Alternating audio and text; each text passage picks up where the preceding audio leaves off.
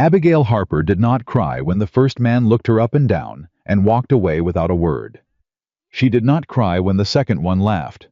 She did not cry when the third one, the one she had written letters to for 4 months, the one who had signed his name with a cross drawn beside it, like a promise, looked straight at her face in front of the whole town and said loud enough for everyone to hear, "That ain't the woman I sent for." She picked up her trunk, and she walked. If this story moves you, please subscribe to our channel and follow along until the very last word, because the ending will stay with you for a long time. Drop the name of your city in the comments below. I want to see exactly how far this story has traveled. The stagecoach pulled into Red Creek just past 2 in the afternoon, and Abigail Harper was the last one off. She had been on the road for 11 days. 11 days of dust and heat, and the particular kind of loneliness that comes from sitting beside strangers who don't bother to learn your name. She had eaten dried biscuits and half-spoiled salt pork, and had slept sitting upright because there wasn't enough room to lean against the wall without pressing into someone's shoulder. She was 30 years old. She had never in her life been further than 40 miles from the town in Missouri where she was born. And she had told herself every single mile of those 11 days that it was going to be worth it. She stepped down onto the street and straightened her dress and picked up her trunk by the handle and stood there in the full summer light of Red Creek, Wyoming, and let herself believe just for one more minute that everything was about to get better. The first man's name was Gerald Potts. She knew him from his letters. He ran a feed store on the east end of town.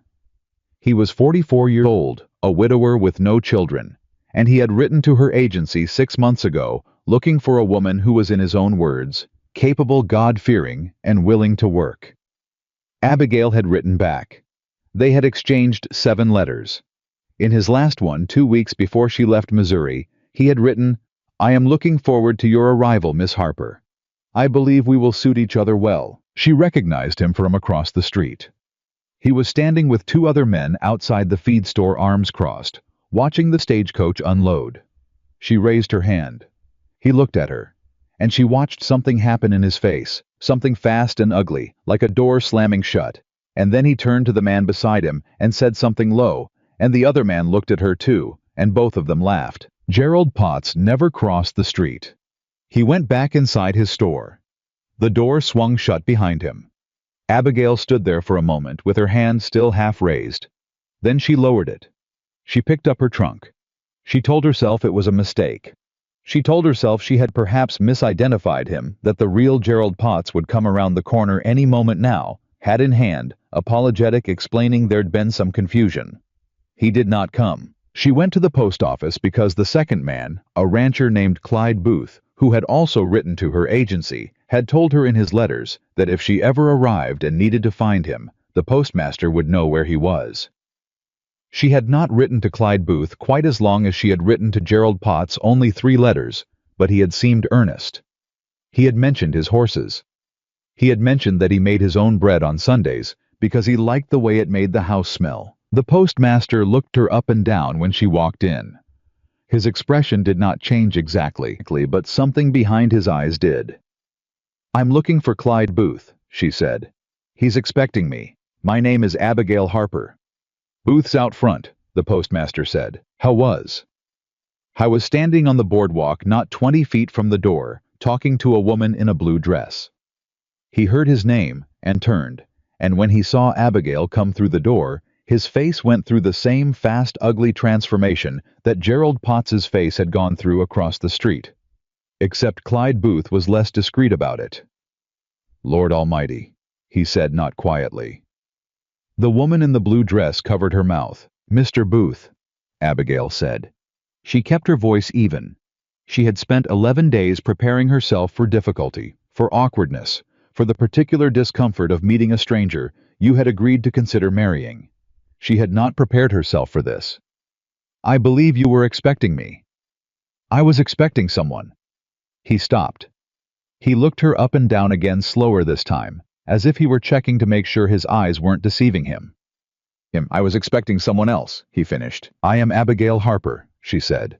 "From Springfield, Missouri. We have exchanged 3 letters." "I know who you are," he said. "I'm just saying, you ain't what I pictured." What did you picture, Mr. Booth? He had the decency to look away, but only barely. Someone smaller, he said, and the woman in the blue dress laughed outright now, and Clyde Booth straightened up and said, "I'm sorry, Miss Harper, I don't think this is going to work out." And he walked back inside the post office and left her standing on the boardwalk with her trunk, and the laughter still ringing in the afternoon air. She stood there for a count of 10. Then she picked up her trunk and walked. The third man's name was Thomas Wheeler, and she had written to him the longest, nearly 8 months, and he was the one she had allowed herself to hope for most. He was a farmer, not a rancher, and he had a daughter of 9 years old whose name was Rose, and he had written about Rose in almost every letter, worried about her growing up without a mother's hand to guide her. He had written once that Rose had asked him if the woman coming from Missouri was going to love her, and that he hadn't known how to answer, and that the question had kept him up that night. Abigail had written back and said, "Tell her yes. Tell her I already do." She found Thomas Wheeler at the hardware store. He had clearly been watching for the stagecoach because he was already moving toward her when she turned the corner, and for one single heartbeat, she truly thought that this was going to be the moment everything turned. He stopped 6 feet from her. She watched him look at her. Not the fast, ugly door slamming of Gerald Potts, not the slow assessment of Clyde Booth. Thomas Wheeler looked at her the way a man looks at a sum that doesn't add up. Confused, almost offended, as if she had done something wrong, simply by existing in the shape she existed in. "Miss Harper," he said. "Mr. Wheeler." A silence. "You didn't?" He stopped. Started again. "Your letters. You didn't?" Another stop. "You didn't describe yourself." "No," she said. "I described my character. I described my skills. I described what kind of woman I am and what kind of wife I would be. You said that was what mattered." "I said a lot of things," he said. There were people around them now. Not a crowd exactly, but people on the boardwalk who had slowed down, who were watching. She could feel it. The specific weight of being looked at by strangers who have decided they already know the story. "You wrote to me about Rose," Abigail said. Her voice was still even.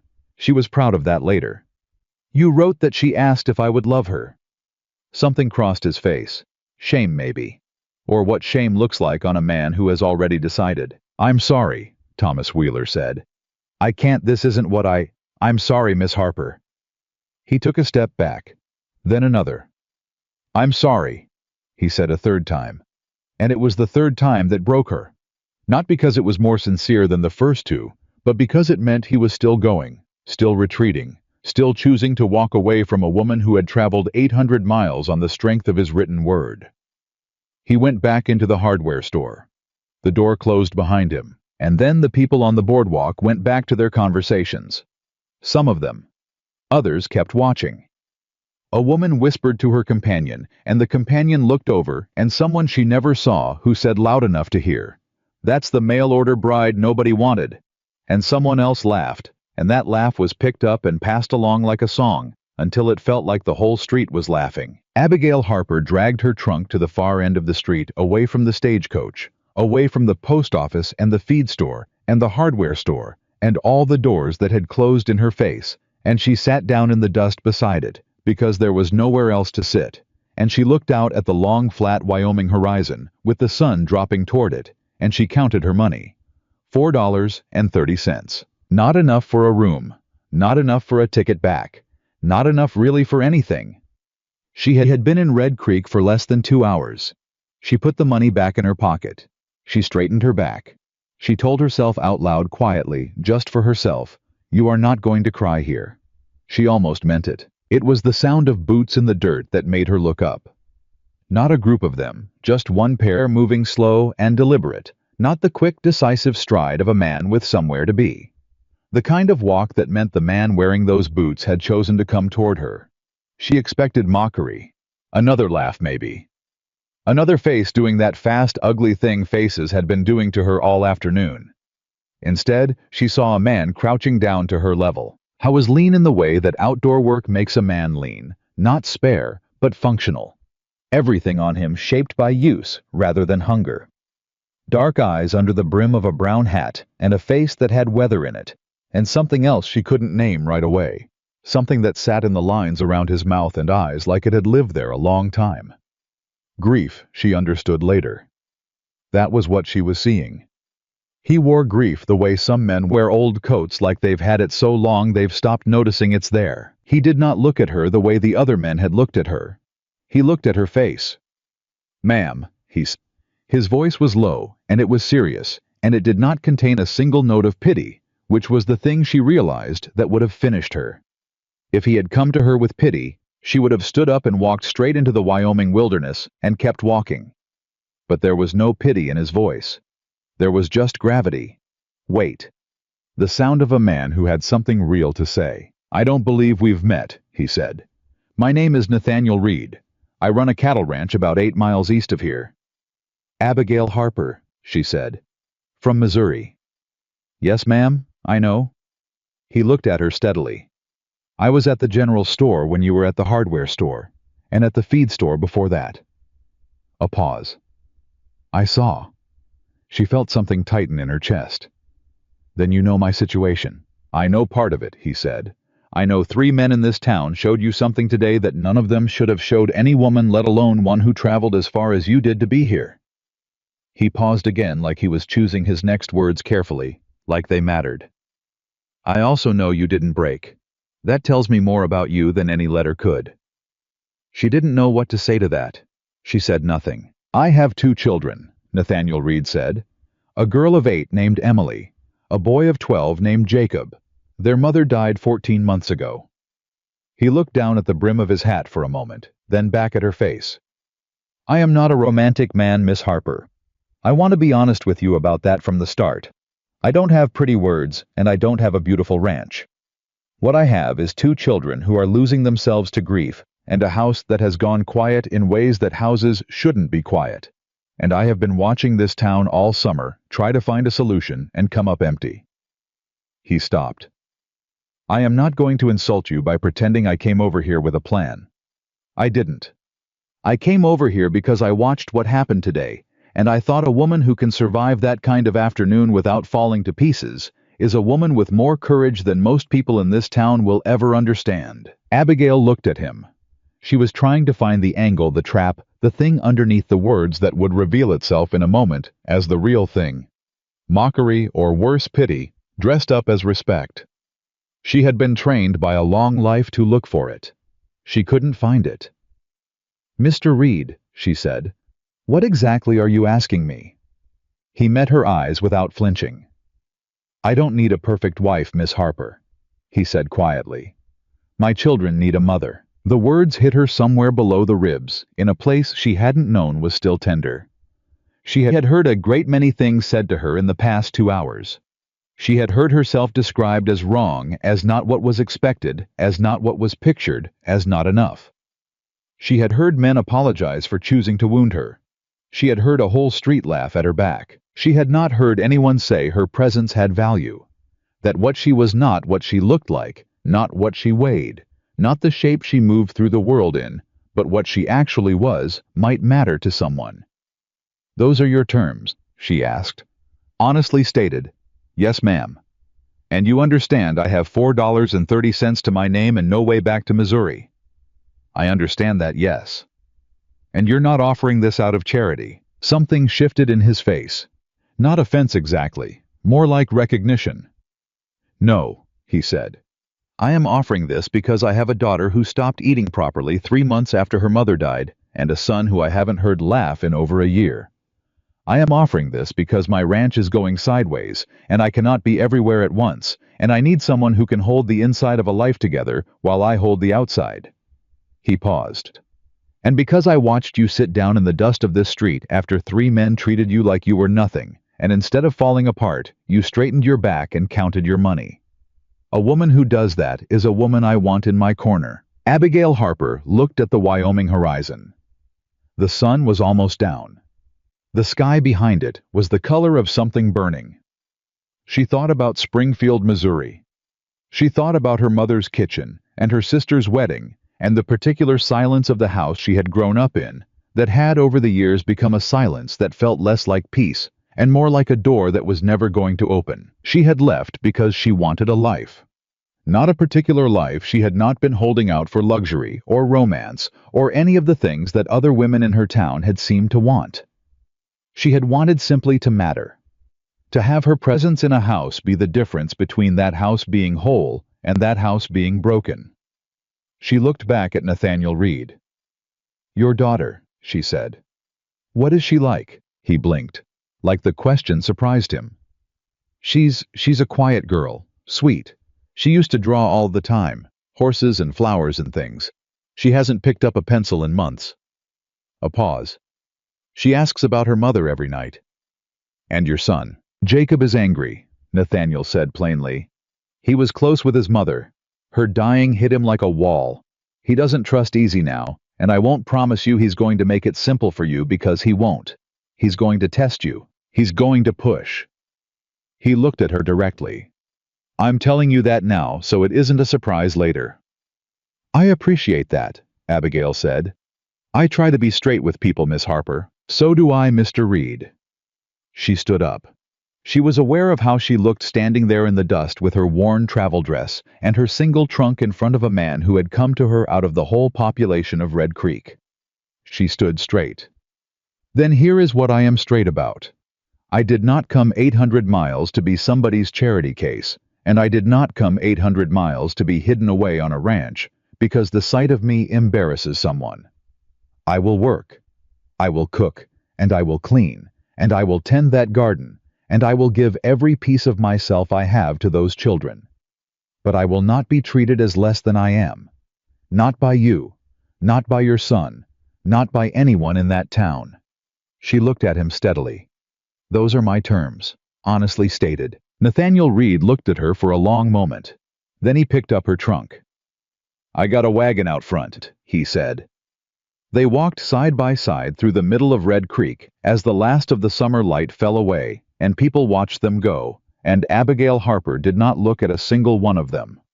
She looked straight ahead at the dark line of the horizon, at the road that was opening up in front of her. She did not know yet what that road held. She did not know about Emily's laugh, which would turn out to be the most joyful sound she had ever heard in her life, or about Jacob's silences, which would turn out to be a language she would learn to speak fluently, or about the fever that was going to arrive in late summer, and the 3 nights that would change everything. She did not know about any of it. She knew only what Nathaniel Reed had said to her in the dust in the plain, honest light of a Wyoming evening, while the rest of the town stood back and watched. "My children need a mother." She had spent 30 years learning the weight of not being wanted. She had not yet learned what it felt like to be the one thing standing between a family and the dark. She was about to. The wagon ride out to Nathaniel's ranch took the better part of an hour, and neither of them said much. That suited Abigail fine. She had used up most of her words back in Red Creek, standing in the dust saying things she hadn't been sure she had the courage to say, until they were already out of her mouth. Now she sat on the bench beside a man she had known for less than 2 hours watching the Wyoming darkness come up around them, and she tried to get herself ready for whatever was on the other side of it. Nathaniel broke the silence about halfway there. "Emily goes to bed at 8, he said. "Or she used to. Lately she won't sleep until I sit with her, sometimes an hour, sometimes 2. A pause. "Jacob, he'll be up. He doesn't sleep much anymore." "Does he know you were going to town today?" "He knew I was going in for supplies. But not for me." A beat. "No, not for you." Abigail nodded slowly. "So I'm going to walk through that door and be a surprise." "I suppose you are." "All right," she said. "That's all right." He glanced at her sideways, quick the way people look at someone when they're trying to figure out if what they just heard was real. She didn't explain herself. She had meant it plainly. It was all right. She could handle a surprised child. She had handled worse today, and she didn't see the need to dress it up.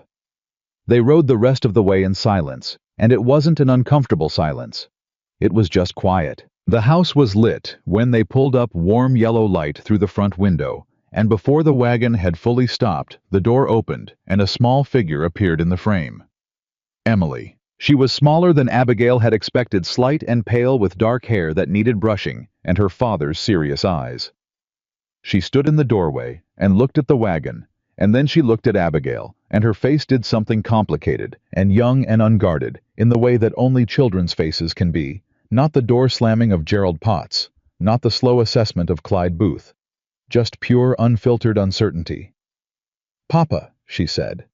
"Who is that?" Nathaniel climbed down and held a hand up to help Abigail, which she took without ceremony. "This is Miss Abigail Harper," he said. "She's come from Missouri. She's going to be staying with us." Emily stared. "Staying how long?" "Emily, I'm only asking." Abigail stepped forward before Nathaniel could say anything else. She crouched down, not all the way. Her knees objected to that. After 11 days on a stagecoach, but enough to bring herself closer to the girl's eye level. "Your papa said you used to draw horses," she said. "Is that true?" Emily blinked. Whatever she had been expecting a strange woman to say to her at the door after dark, it apparently was not that. "Yes, ma'am, I can't draw horses at all," Abigail said honestly. "I've tried. They always come out looking like dogs with long necks."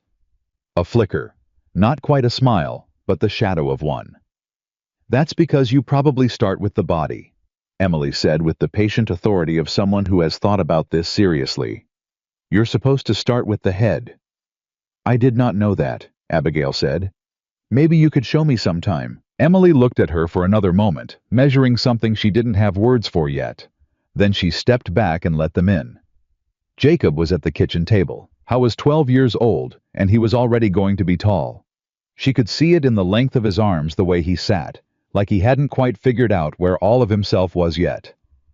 He had his father's dark eyes, and his mother's, she assumed, from the softness around his jawbone structure.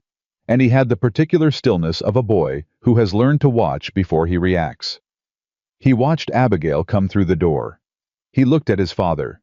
He looked back at Abigail. "Who's this?" he said, not to Abigail, to Nathaniel. "Her name's Miss Harper," Nathaniel said. "She's going to be helping out around the place." "Helping out," Jacob repeated.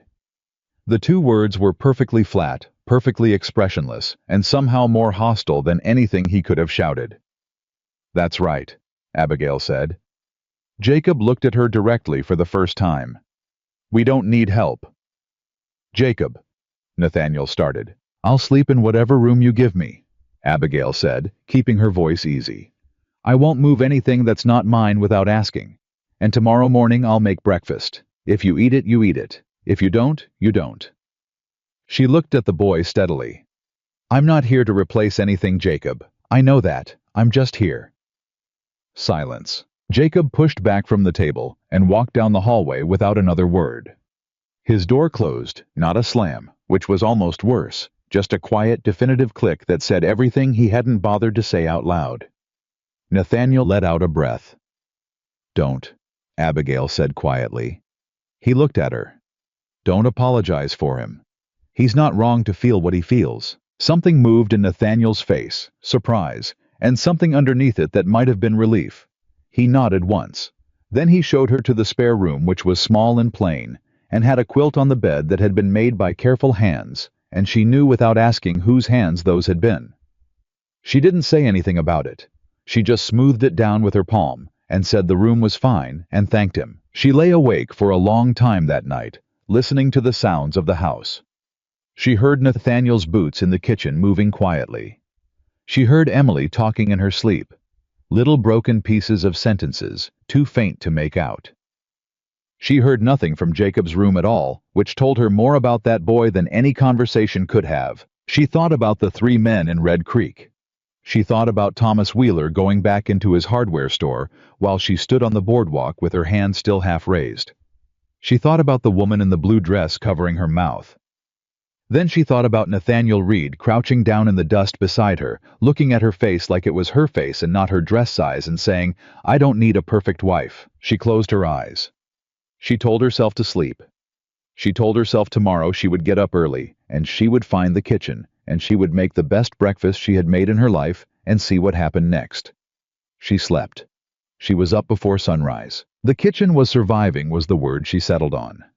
Not dirty, but neglected the way a room gets when the person maintaining it is doing it out of obligation rather than care. Things were in odd places. The flour was stored next to the stove, which was wrong. The good skillet was on the bottom shelf under two others that had warped and were mostly useless. She found eggs and salt pork and a half block of cheese that was close to its end, but not there yet.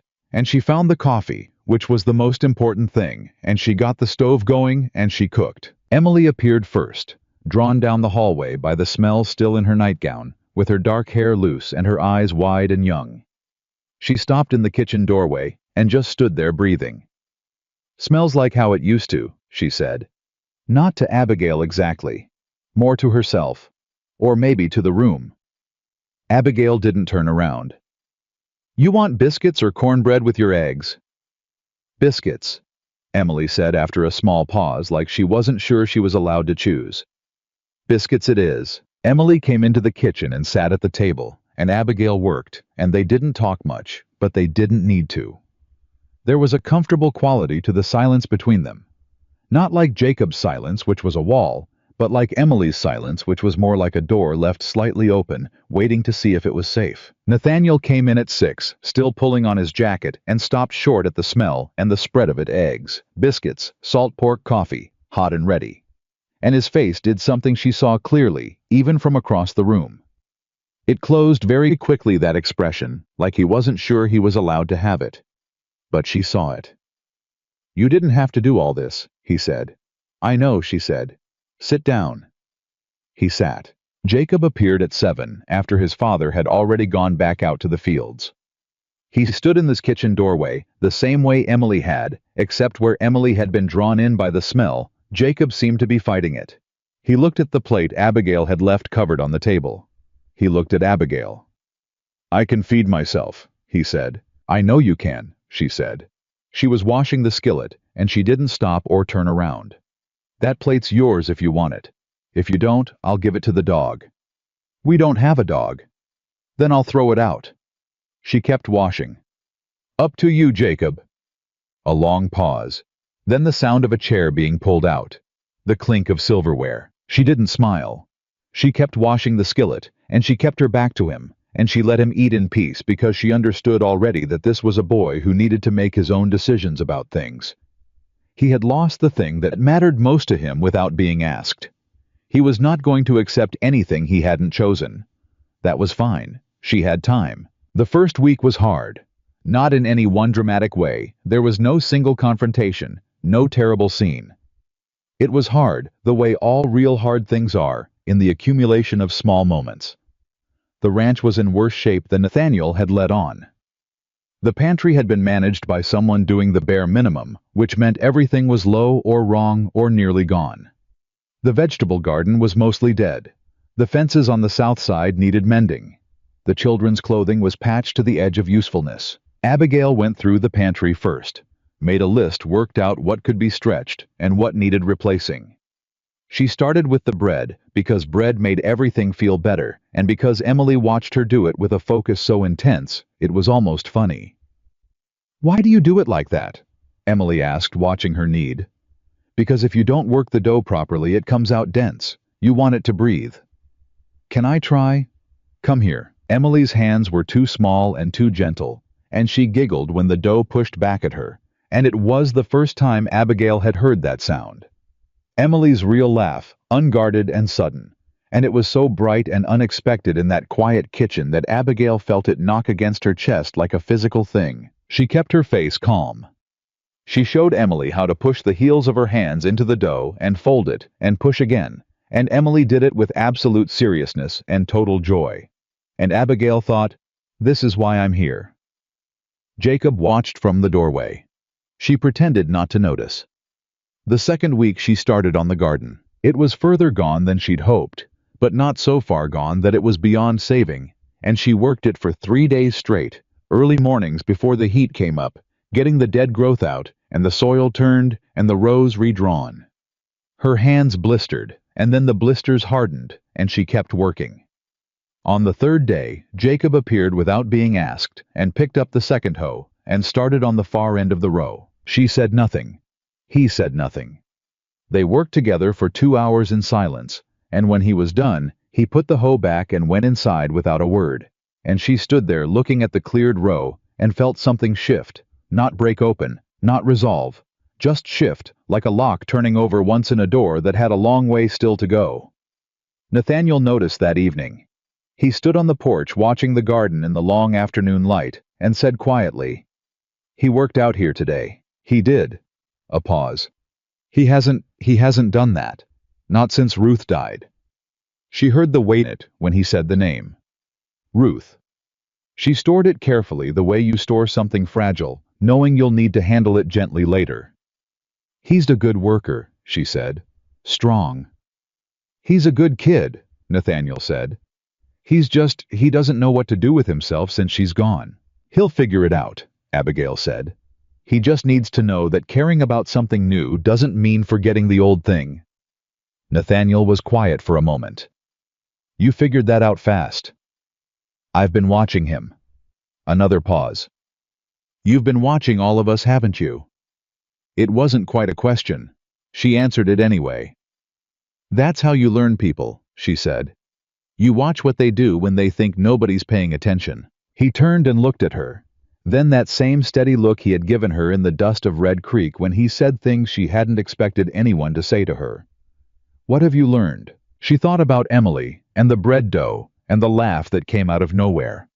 She thought about Jacob with the hoe working silently beside her for 2 hours without explanation. She thought about Nathaniel himself, the way he moved through this house like a man walking in a place he was afraid to disturb, quiet and careful and tired in a way that had nothing to do with the ranch work. "You're all grieving in different directions," she said. "And you've been doing it alone because you didn't want to make it worse for each other." The words sat in the air. Nathaniel looked back out at the garden. His jaw was tight. Ruth was the one who held everything together. When she got sick, it happened fast. Faster than any of us. He stopped. Tried again. "Emily doesn't understand why she's gone. Jacob understands too well. And I." He stopped again. "You blame yourself," Abigail said quietly. He didn't answer, which was its own answer. "You shouldn't," she said. "But I don't imagine that helps much." "No," he said. "It doesn't." They stood there in the evening quiet, not touching, not quite looking at each other, and it was the most honest conversation she'd had with another adult in longer than she could easily remember. Not romantic, not even warm exactly, just real the way very few things in life turn out to be real. Back in town, she knew people were still talking about her. She knew because Nathaniel had come back from his supply run that second week with his jaw set in a particular way. And when she asked him directly, he told her that people were saying he had lost his mind, bringing the fat bride nobody wanted out to his ranch, that it was embarrassing that he was either desperate or simple, and nobody was sure which. She had listened to all of it without looking away from the shirt she was mending. "What did you say to them?" she asked. "I said they could mind their own affairs." "Good answer." "I meant it," he said, and his voice was flat and certain in a way that told her he had not been polite about it. And she felt something hearing that she didn't quite have a name for. Not gratitude exactly. Something more like the feeling of a door that opens from the inside. She kept her head down, and she kept working, and she let the talk blow past her, the same way she had let the laugh on the Red Creek boardwalk blow past her, not without feeling it, but without letting it take root. The third week, Emily asked if she could sleep with her door open. "That way," Emily explained with a child's perfect gravity. "I can hear you in the kitchen in the morning, before I wake up, so I know you're still here." Abigail looked at this small, serious girl with her dark hair, and her father's eyes asking in the only way she knew how, for the thing she was most afraid to ask for directly. "I'll keep my door open too," Abigail said. Emily nodded like this was a business arrangement being confirmed. Then she went to bed. Abigail stood in the hallway for a moment after not moving her hand on the doorframe, and she thought about the woman in Missouri she had been 3 weeks ago sitting in her mother's house counting the reasons to stay, counting the reasons to go. And she felt the distance between that woman and who she was standing here now, and it was greater than 800 miles. Jacob passed her in the hallway that night on his way to the outhouse, and he stopped and looked at her, and then looked at Emily's room with the door open and the lamp still burning low. "She does that now," he said. Sleeps with the door open. His voice was rough and young and trying very hard to be neutral. She didn't used to, before. I know, Abigail said gently. Jacob looked at her. Something moved behind his eyes, young and fierce and frightened all at once, and she could see him fighting the thing. He felt the way 12-year-old boys fight things they haven't got the words for yet. She cried every night for 6 months after Mama died, he said. 6 months every night, I counted. He swallowed. She stopped about a week after you got here. He went down the hallway before she could answer him. She didn't call after him. She stood there in the dark hallway, and she breathed, and she thought he counted. 12 years old, lying in his room every night, listening to his little sister cry, counting the nights. Because that was the only thing he could do. Because there was nothing else he could do. Because sometimes the only act of love available to you is to bear witness. She pressed her palm flat against the wall. Tomorrow she would get up early. She would make biscuits. She would keep her door open.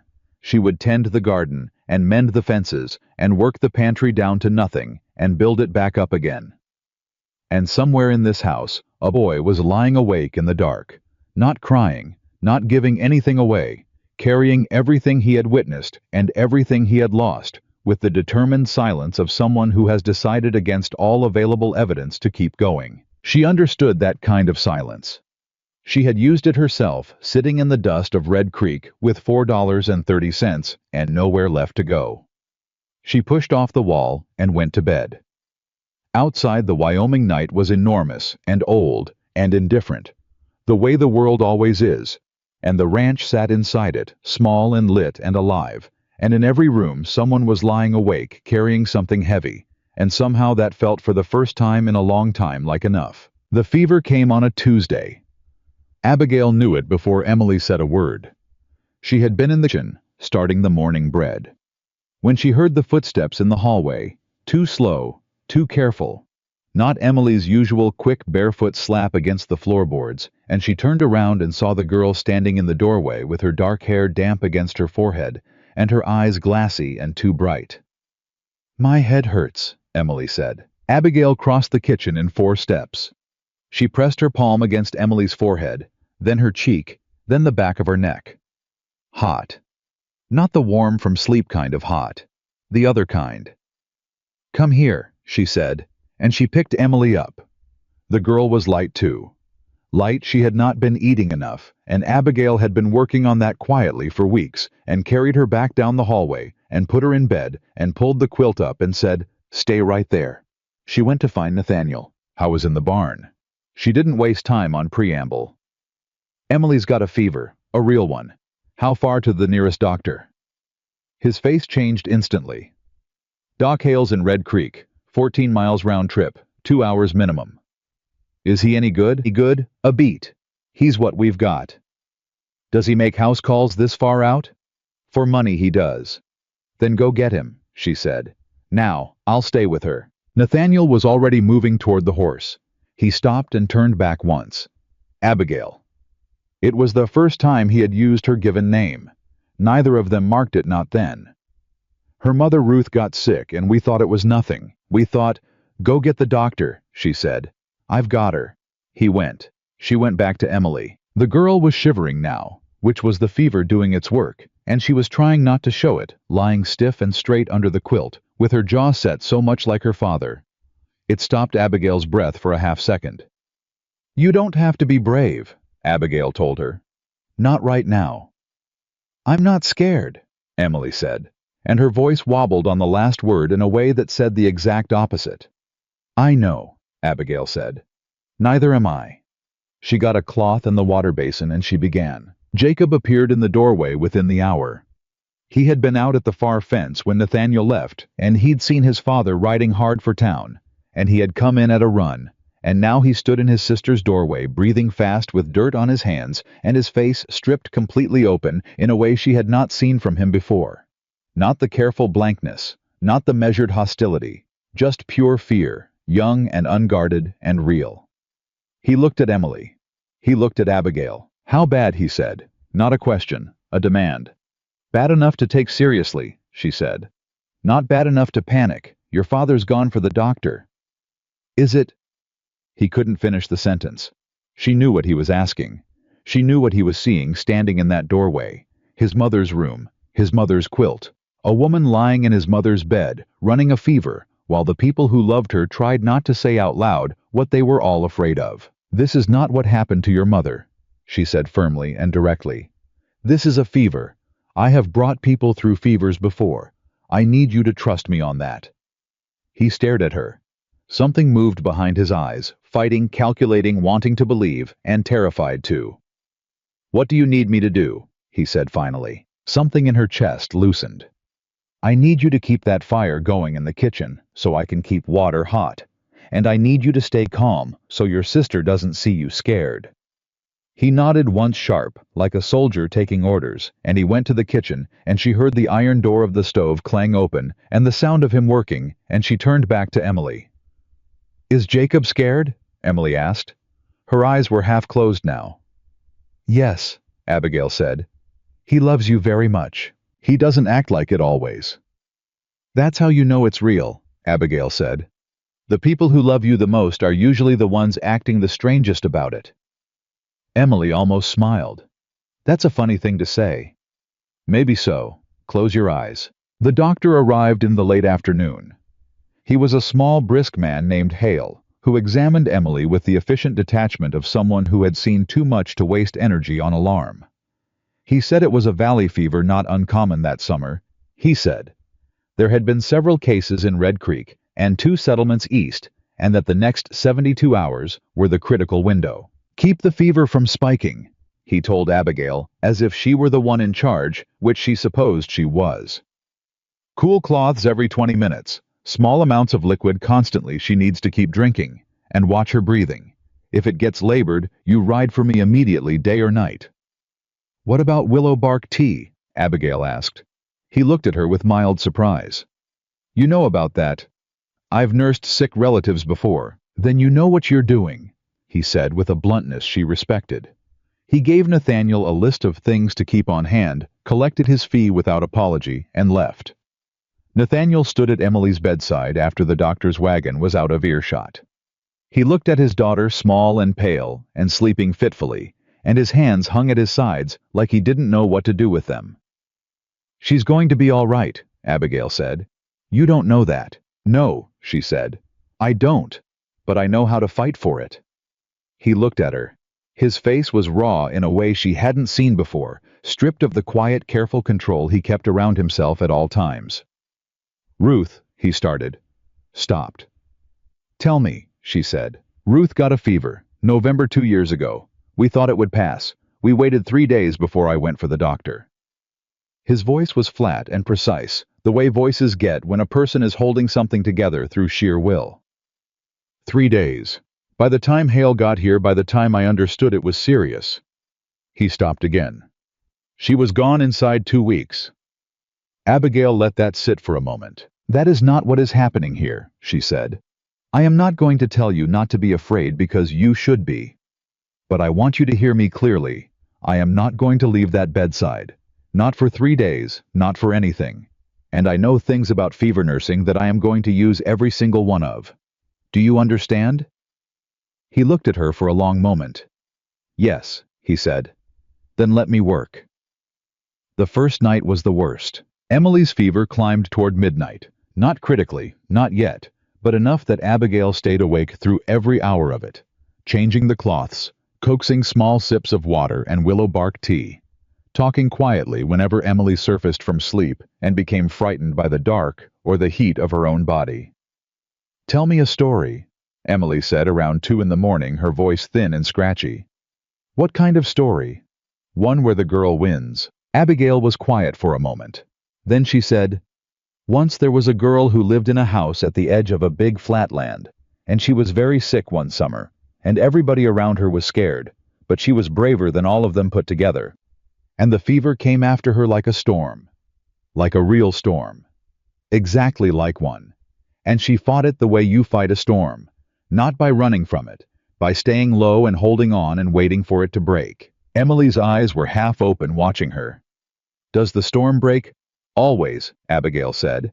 "Storms always break. That's the one thing you can count on." She fell back to sleep to that. Jacob came to the door at 3 in the morning. He hadn't slept, she could see it in his eyes, which were red-rimmed and too wide. He looked at Emily, and then at Abigail, and said very quietly, "Is she worse?" "She's about the same, which means the fever hasn't won yet." He stood there. He looked like he wanted to say something and couldn't find it. "Come sit with her for a little while," Abigail said. "Talk to her. Even if she's asleep, she can hear you." "What do I say?" "Whatever you'd want someone to say to you." He came and sat in the chair on the other side of the bed, and Abigail moved to give him space, and she watched him look at his sister for a long moment. This 12-year-old boy, who had counted 6 months of his sister's nightly crying, because it was the only thing he could do. Then he leaned forward and said in the quietest voice she had ever heard from him, "You gotta get better, Em. I can't do this without you. You hear me? You gotta get better." Abigail turned away and looked at the wall. She heard Nathaniel in the hallway at 4. He'd been in and out all night, unable to stay away, unable to stay, and she went out to him and said, "Go sleep for 2 hours. I mean it. You can't help her if you collapse." "I can't sleep." "I know. Do it anyway. Lie down and close your eyes. 2 hours." He looked at her with that raw, stripped face. "You'll wake me if... the moment anything changes. Go." I went. She wasn't sure he slept, but he lay down, and that was something. The second day the fever leveled. Not breaking, just leveling, settling into a horrible plateau that was better than climbing, but a long way from gone. Emily was awake more, which was a good sign, but she was weak and confused. Sometimes, not sure what time it was, asking once for her mother, in a voice so casual and young that it cut straight through every person in the room. Nobody answered that one. There was no good answer. Nathaniel was in the hallway when it happened. Abigail heard him take a sharp breath from outside the door, and then go very still, and she knew what it had done to him, hearing his daughter ask for a woman who was never going to come back. She finished cooling Emily's face, and went to the doorway and looked at him. His back was against the wall. His eyes were closed. His fists were loose at his sides, and his face was undone. That was the only word.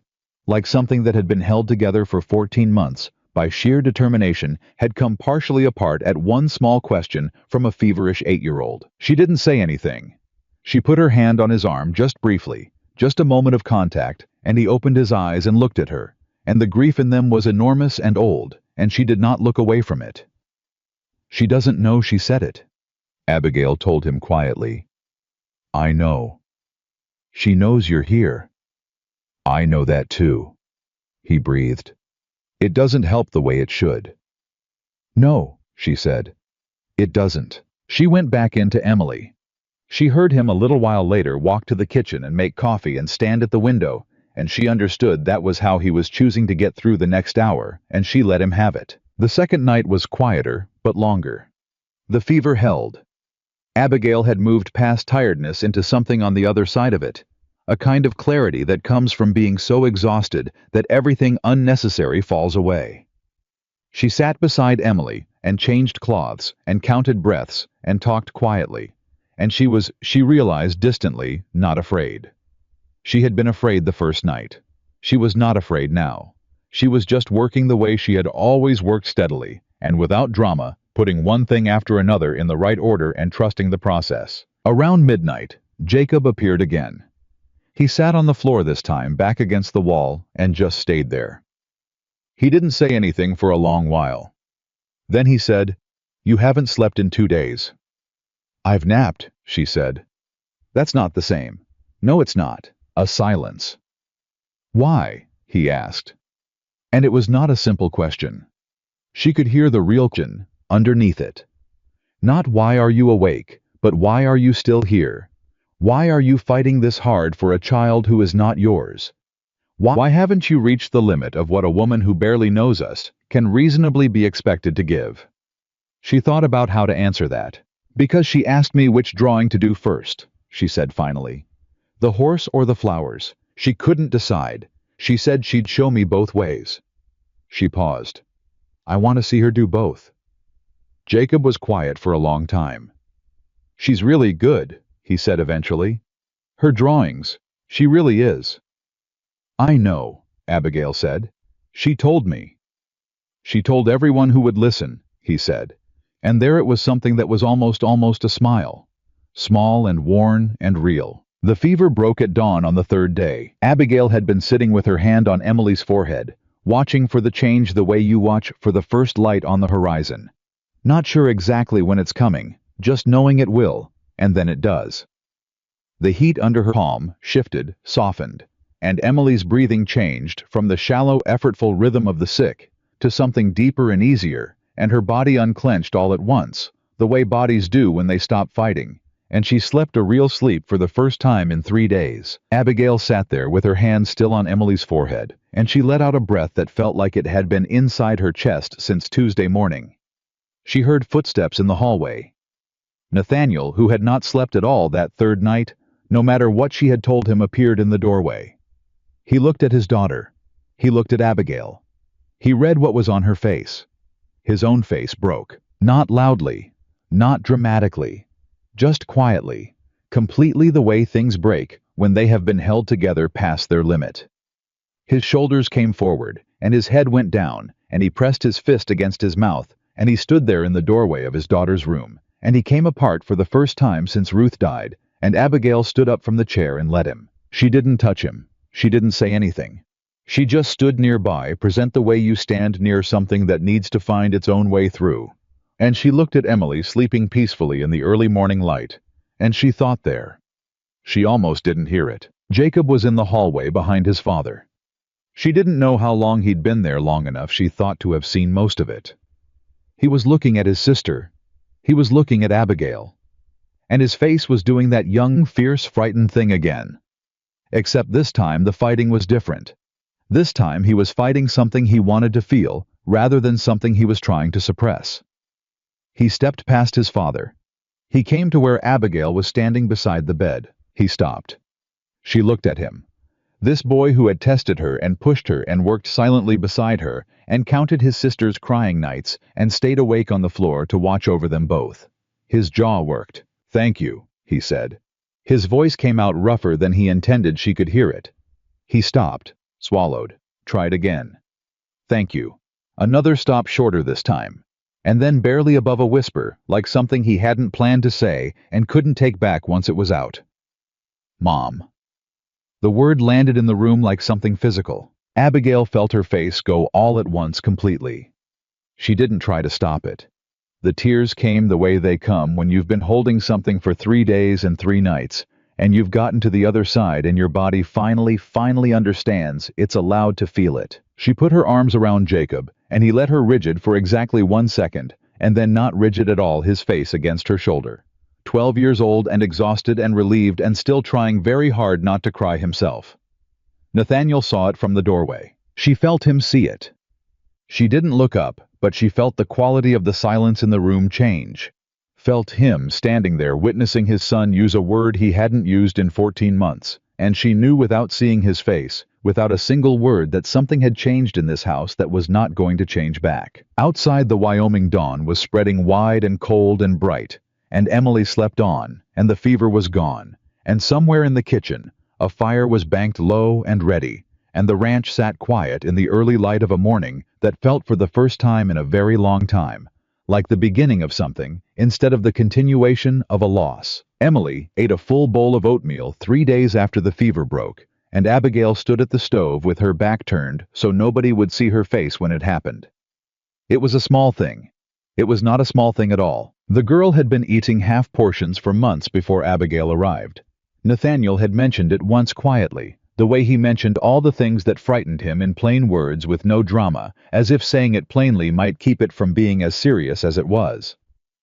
Now Emily sat at the kitchen table with a spoon in her hand and worked through that bowl of oatmeal with the focused determination of someone who has been genuinely hungry for the first time in weeks. And Jacob watched her from across the table with the particular expression of an older sibling who is deeply relieved and would rather die than show it. "You're eating fast," he told her. "I'm hungry," she said without looking up. "You're going to make yourself sick again." "Jacob," Abigail said from the stove, "I'm just saying." "She knows her own stomach," Abigail said. "Let her eat." Jacob looked at Abigail. She kept her back to him.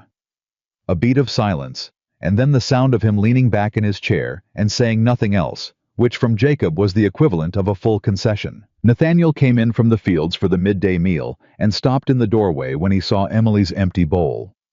He looked at Abigail. She turned back to the stove. He sat down without saying a word, but she heard the exhale slow and deliberate, the breath of a man setting something down. He has been carrying for a very long time.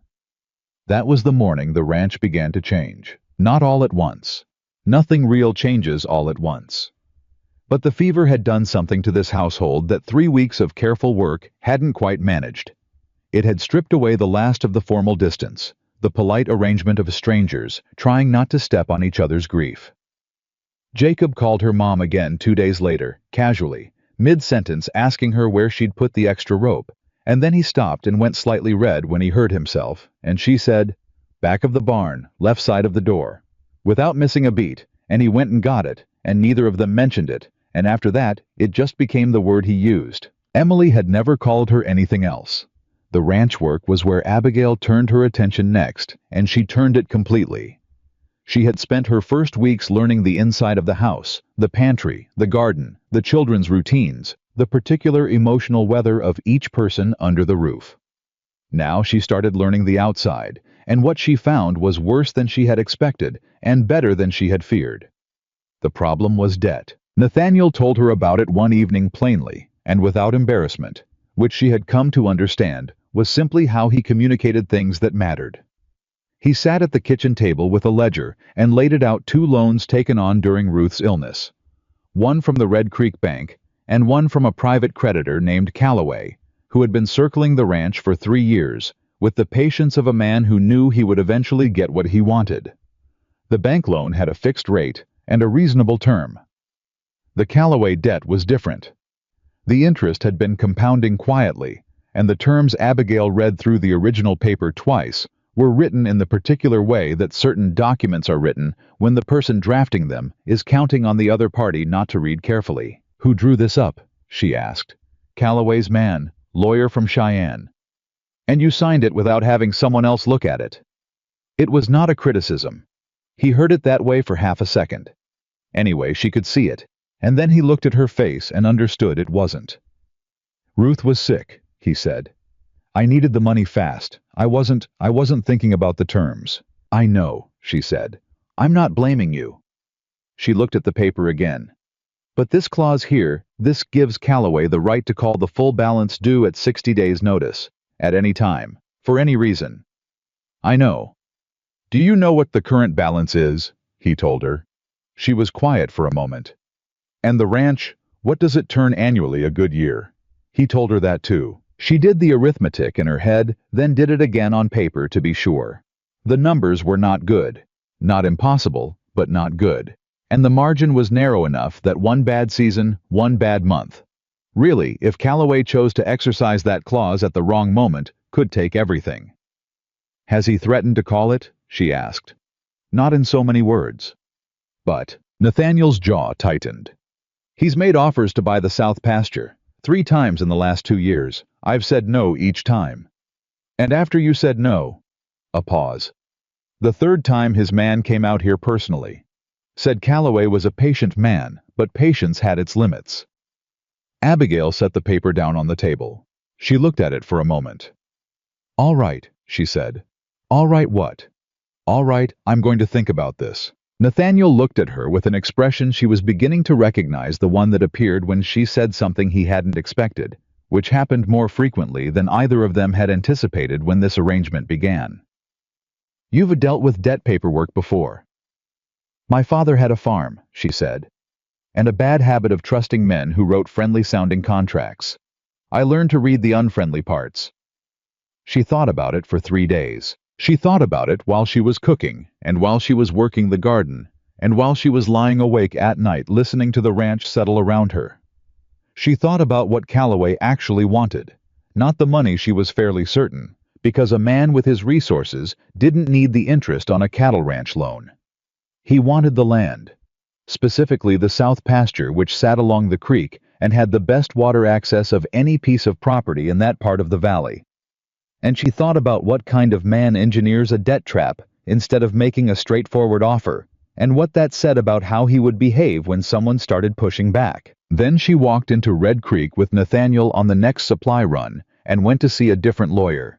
His name was Aldridge, and he was not Calloway's man, and he was initially doubtful about the woman standing in his office, asking to review a creditor's contract right up until she started talking, and then he was not doubtful at all. "This acceleration clause," she said, pointing to the relevant section. "Is it enforceable under territorial law if the primary borrower has maintained consistent payments?" Aldridge looked at the paper. He looked at her. "Where did you study?" "I didn't," she said. "I read." He looked at the contract for a long time.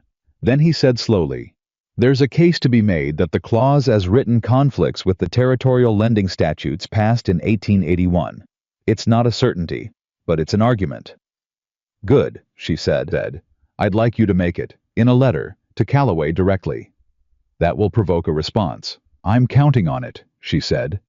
"A man who hears that his contract is being questioned has two choices. He can fight it legally, which costs him time and money and draws attention to his lending practices, or he can negotiate. I want to find out which kind of man he is before he decides to exercise that clause on his own timetable." Nathaniel had been standing slightly behind her throughout this conversation. She was aware of the way she was always aware of him, a steady, solid presence, not interfering.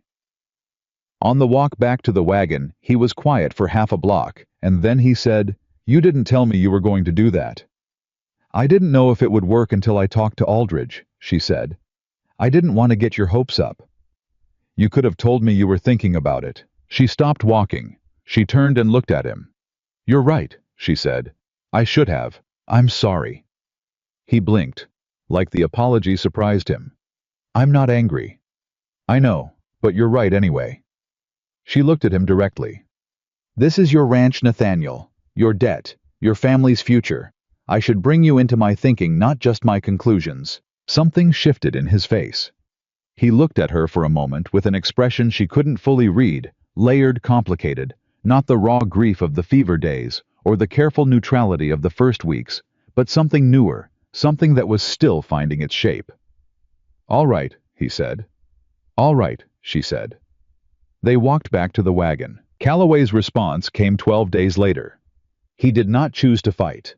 He sent a representative, not the Cheyenne lawyer this time, but a younger man, smoother, with the manner of someone whose job is to make unpleasant things sound reasonable. And the representative sat across Nathaniel's kitchen table and laid out a renegotiated offer. The terms were better. Not generous. Calloway was not a generous man, but significantly better than the original contract with the acceleration clause, rewritten in language that Aldridge had already reviewed and approved.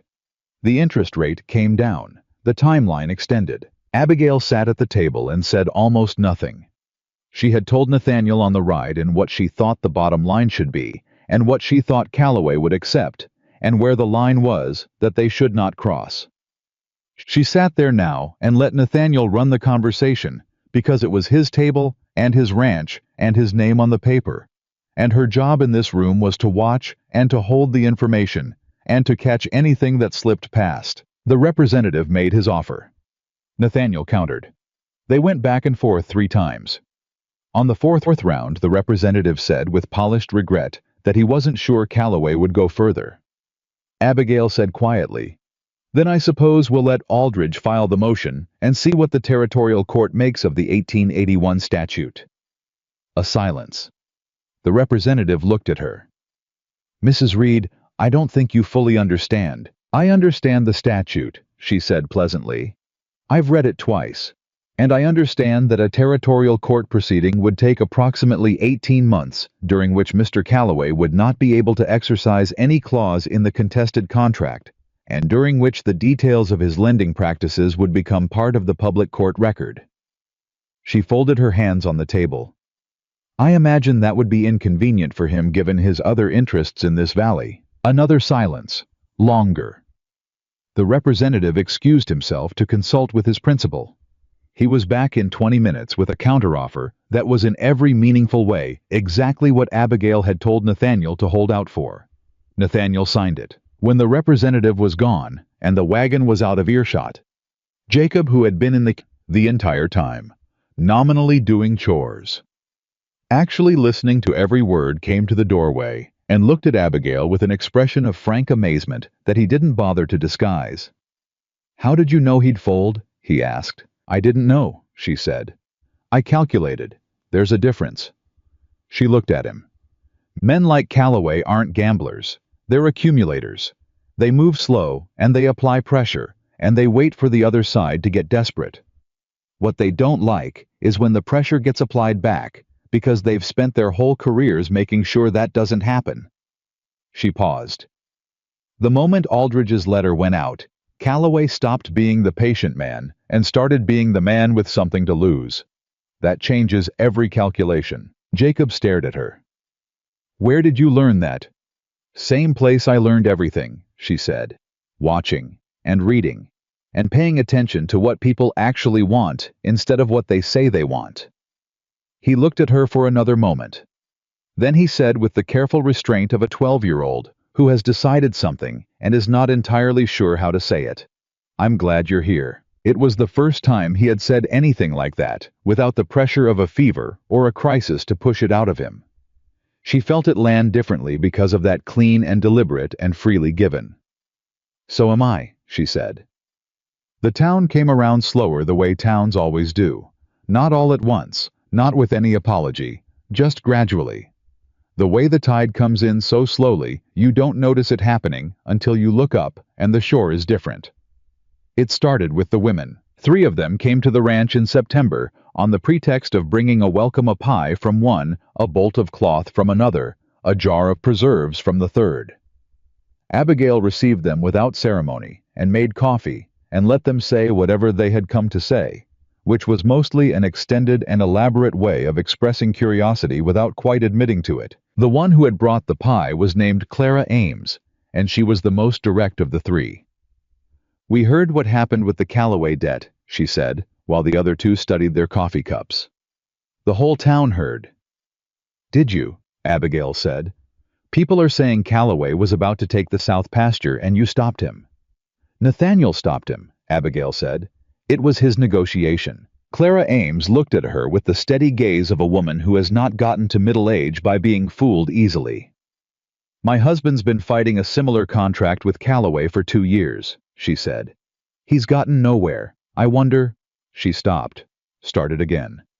"I wonder if you might be willing to look at it." Abigail looked at her.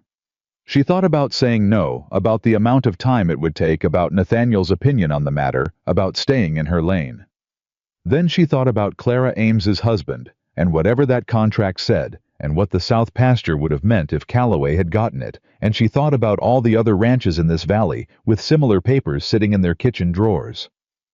"Bring it out on Thursday," she said. Clara Ames let out a breath. "Thank you." "Don't thank me yet. I don't know what's in it." 3 other families brought their papers within the month. Not all of them had a legal argument.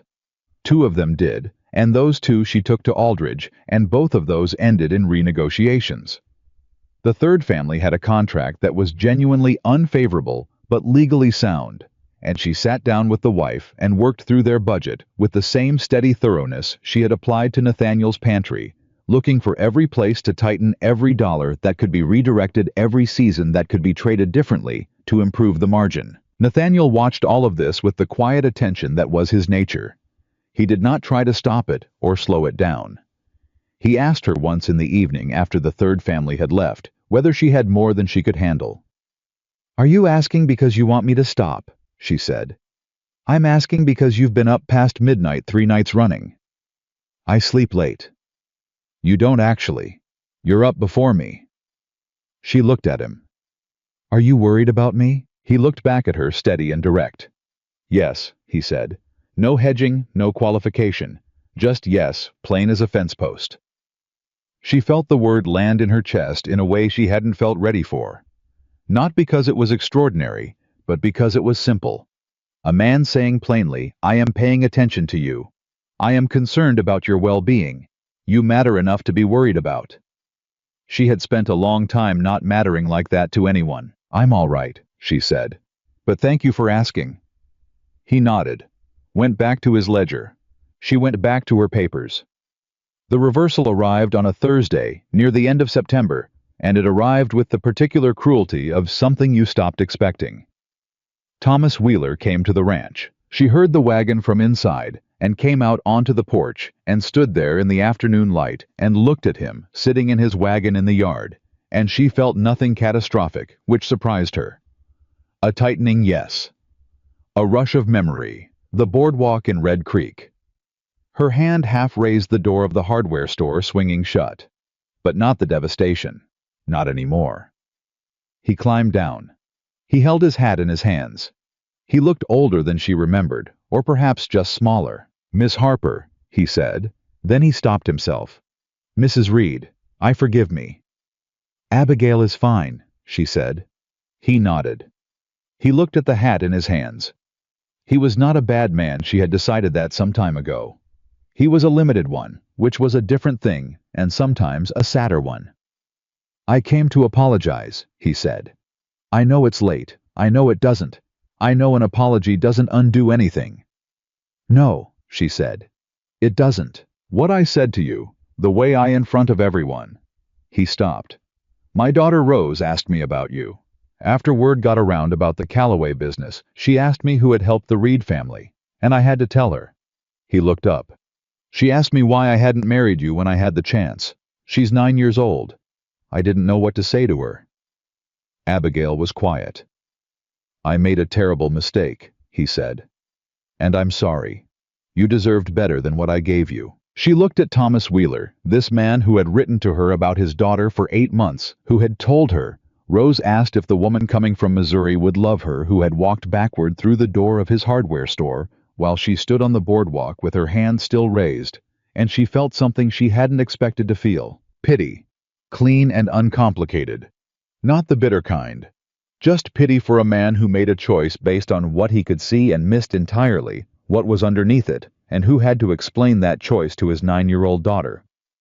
"Tell Rose that I hope she's well," Abigail said, "and that the woman who came from Missouri found exactly where she was supposed to be." He looked at her. Something in his face loosened, like he had been bracing for something harder, and didn't know what to do with what he'd gotten instead. "You're not angry." "I was," she said honestly. "I'm not anymore." She looked at him evenly. "You did me a favor, Mr. Wheeler. I know that's not what you intended, but you did." He put his hat back on.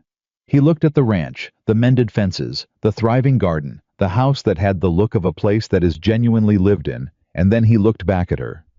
"Yes," he said quietly. "I can see that." He drove away. Nathaniel came around the corner of the house a minute later. He had been close enough to hear, she thought, or at least to see. He looked at her with that layered expression that was still finding its shape, the one she had been watching develop over these weeks without quite letting herself name what it was. "You all right?" he asked. "Yes," she said, and meant it. He stood beside her, not quite touching, looking out where the wagon had gone. "You could have said more to him." "I know," she said. "I didn't need to." He was quiet for a moment. "That's a kind of strength," he said, "that most people never find." She looked at him sidelong. "You sound surprised." "No," he said. "Not anymore." A pause. "Not for a long time now." They stood there together in the September afternoon, the ranch alive around them, the south pasture still theirs, the children inside, and the road to Red Creek stretched out ahead, and Abigail Harper, who had arrived with $4.30 and a single trunk and a name. The whole town had laughed at, stood on her own porch in the afternoon light, and felt for the first time in her 30 years that she was exactly where she had always been going. She just hadn't known the address until now. The first snow came in late October. Abigail knew it was coming before anyone else in the house did, the way people know things they have learned to pay attention to a particular quality in the air. A stillness that wasn't quiet so much as held the way the horses moved in the paddock with a different kind of restlessness. She got up early and built the fires higher and made a larger pot of oatmeal than usual. And when Emily came downstairs and saw the window white, she screamed with a joy so pure and sudden that Jacob came running from his room, thinking something was wrong. He looked at his sister pressed against the glass. He looked at Abigail. "She does this every first snow," he said. Every year. I know, Abigail said, though she didn't nod from experience, only from the particular way Emily had talked about winter in the weeks before it arrived. The anticipation of it, the way she had mentioned 3 separate times that last year's first snow had come on a Tuesday. Go put your coat on if you're going out. I didn't say I was going out. You're going out, Abigail said. Take your sister. He took his sister. She stood at the window and watched them. Jacob tall and still, trying to be serious. Emily pulling him by the arm toward the open yard, and she felt Nathaniel come stand beside her, the way she always felt him before she heard him, a warm, steady presence at her shoulder. She hasn't done that, he said. The screaming, since Ruth. I know, Abigail said.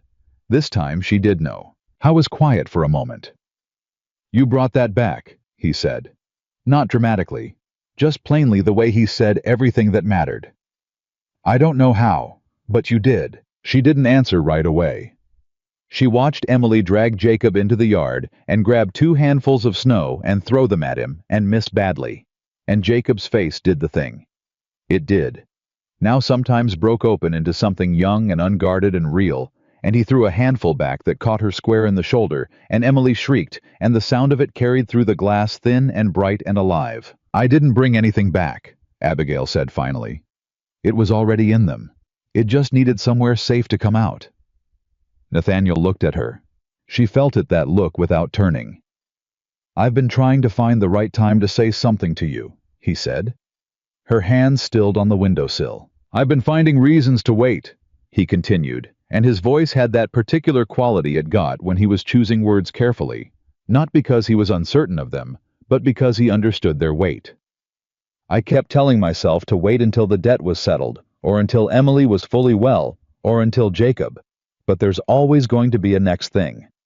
And I think I've been using that on purpose because what I want to say is not a small thing, and I'm not a man who's easy with not small things. She turned and looked at him. He met her eyes directly the way he always did, and in his face she saw all of it at once. The grief that had lived there so long, it had become part of his architecture, and underneath it, something newer, something that had been building slowly and carefully, the way all real things build, without announcement, without drama, just steadily, day after day. Until one morning you look up, and it's simply there. I told you the day we met that I wasn't a romantic man, he said. I meant that. I'm not going to stand here and say things I read in a book. What I'm going to say is what's true. He paused. You walked into this house and you didn't fix it. You didn't rescue us. You just stayed. You stayed and you worked and you paid attention and you gave every piece of yourself to these children and to this land and to me in the ways I was willing to let you. And somewhere in there, it stopped being an arrangement and started being something I don't have a different word for except home. She felt her eyes sting. She did not look away. I didn't marry you that first week because my children needed a mother, he said. That's what I told you. And I meant it then. But that stopped being the whole reason a long time ago. He looked at her steadily. I want to marry you because of who you are, Abigail. Because of what you did with that paper on Calloway, and what you said to Thomas Wheeler on the porch, and the way you sat up for 3 nights when my daughter was sick without being asked and without complaint. Because you told me on day 1 that you would not be treated as less than you are, and you have not been, not by me, not ever, and I intend to make sure that doesn't change. He stopped. That's what I wanted to say. The yard was quiet. Emily and Jacob had stopped their game without either of them noticing. They were standing in the snow, looking toward the window, and Abigail thought distantly that children always knew, always sensed the weight of a moment, even when they couldn't name it. She looked at Nathaniel Reed, this man who had crouched beside her in the dust of Red Creek when every other person in that town was walking the other direction, who had told her the truth from the first sentence, and had not stopped telling it, who carried his grief without drama, and his love the same way. And she thought about the woman she had been the day she stepped off that stagecoach. 30 years old, and $4.30, and the specific bone-deep loneliness of someone who has spent so long being overlooked that she has started to believe that is the accurate assessment. Yes, she said. He blinked. Yes. Yes, she said again. That's my answer. Yes. Something broke open in his face. Not the way it had broken open in the fever room doorway. Not with grief, with something else entirely. Something she had not seen on him before, and it was the most unguarded she had ever seen him, and she thought there is the man underneath the long, careful control. There he is. He reached out and took her hand, behind them through the glass. Emily made a sound that was half scream and half laugh and entirely joyful, and Jacob said, "Emily, stop, you're going to fall." And Emily very predictably fell, and from the ground she kept laughing, and Jacob stood over her, shaking his head and trying not to laugh himself, and failing. They were married 3 weeks later on a Saturday in the Red Creek Church, and the whole affair was simple and brief and exactly right. Clara Ames sat in the second row with her husband. The two families whose contracts had been renegotiated were there. Doc Hale came. Aldridge came. Several people came who had watched Abigail arrive on that stagecoach 3 months earlier and said nothing kind, and they sat in those pews now with the specific silence of people who know they are witnessing something they did not predict and cannot argue with. Emily stood beside Abigail in a blue dress she had chosen herself, holding a bunch of dried wildflowers with the seriousness of someone performing an important official function. Jacob stood beside his father, tall and straight, and when Abigail walked up the aisle, he looked at her with an expression so openly proud that the woman in the third row, a woman Abigail didn't even know, pressed her handkerchief to her mouth. The ceremony was short. The vows were plain. When it was done, Nathaniel leaned down and kissed her once briefly with great intention, and Emily immediately grabbed Abigail's hand with both of hers and held on like she had no plans to let go. That was the day. That was the whole of it. And it was enough. The first winter as a family settled over the ranch with the particular density of a Wyoming winter, hard and long and demanding the kind of cold that makes every warm thing feel earned. Abigail had lived in Missouri winters all her life, and Missouri winters were a pale suggestion compared to this, and she did not complain about it not once, because the cold outside made the warmth inside feel like something she had built herself. Jacob started talking about medicine in November. It began. Obliquely, he asked her once during Emily's recovery how she knew about willow bark, and she told him, and he asked where she'd read it, and she told him that too. And a week later she found him reading the one medical reference book in the house, which was old and incomplete, but better than nothing. She watched him read it the way she had watched everything in this house, without comment, without drawing attention, just noting. In December, she ordered him 2 books from a catalog. She left them on the kitchen table without ceremony. No presentation, no speech. He came down in the morning and found them and stood there looking at them for a long time. "These are expensive," he said. "They're educational," she said. "Eat your breakfast." He read both of them before the snow melted. Emily's sketchbooks started filling that winter with a new subject, the family. Not landscapes, not horses, though those still appeared, but the family. Nathaniel at the kitchen table with his ledger. Jacob asleep over his medical book. Abigail's hands working bread dough captured in careful pencil lines from the angle of a child sitting on the counter watching. She showed Abigail each one with the specific pride of someone presenting evidence. "That one looks like you," Emily announced, showing her a drawing of a woman standing in the yard with her face turned toward the open distance. Abigail looked at it. "That does look like me," she said. "I drew it from memory," Emily said, "because I wanted to practice your face so I'd always know it." Abigail set the book down. She looked at Emily with her dark hair and her serious eyes and her absolute matter-of-fact love that she gave without conditions or calculation, the way children give things before the world teaches them to be careful. "Come here," she said. Emily climbed into her lap without hesitation, which was something she had been doing since October, with the complete confidence of a child who has decided this is simply where she belongs. And Abigail held her and said nothing, because there was nothing that needed saying. January brought the letter. It came from Red Creek, forwarded from the Springfield address she had left with her mother's neighbor before she boarded the stagecoach. Her mother's handwriting on the outside familiar and slightly shaky, unchanged. She opened it at the kitchen table after the children were in bed. Nathaniel was still up working on the winter accounts across the table from her. She read the letter twice. Her mother was unwell. Not critically, the neighbor who had written the actual body of the letter, her mother's arthritis making long writing difficult, was careful to say not critically. But unwell and lonely, and the house in Springfield was getting to be more than she could manage alone. Abigail set the letter down. She looked at it.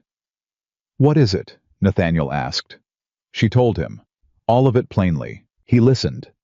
He was quiet for a moment. Then he said, "Write to her. Tell her we'll send train fare in the spring." She looked at him.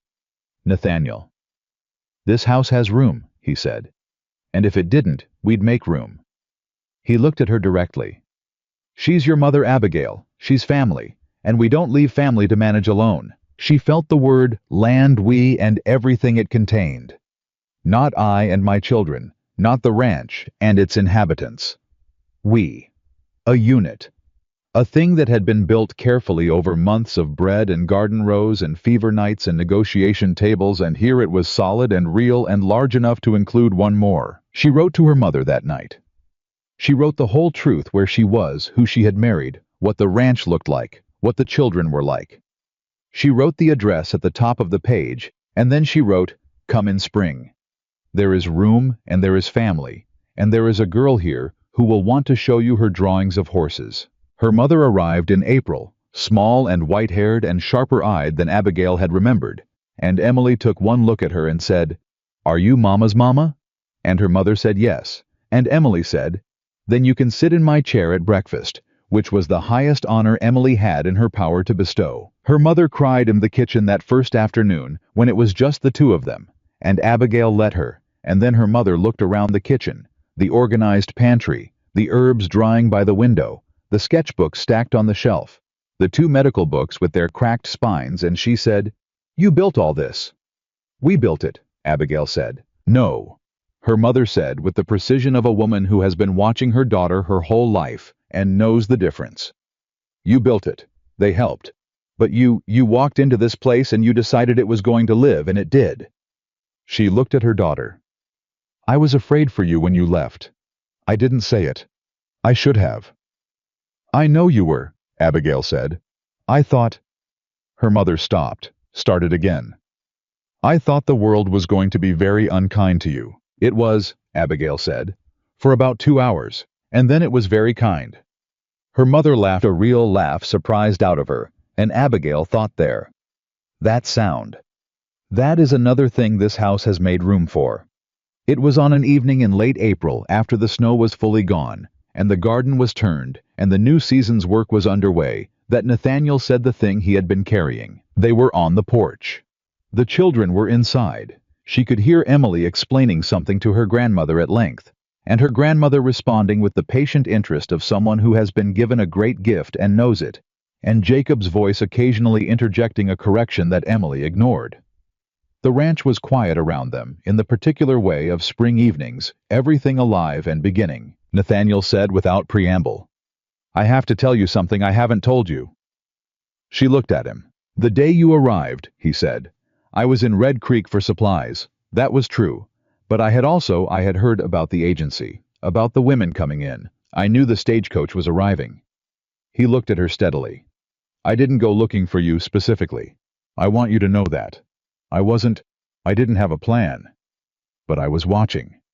Because I had been telling myself for 3 months that I needed to do something about the way this family was falling apart, and I didn't know what. And then I saw 3 men treat a woman like she was nothing, and she sat down in the dust, and she straightened her back, and she counted her money, and I thought—" He stopped, let out a breath. "I thought that woman is going to be all right no matter what happens next.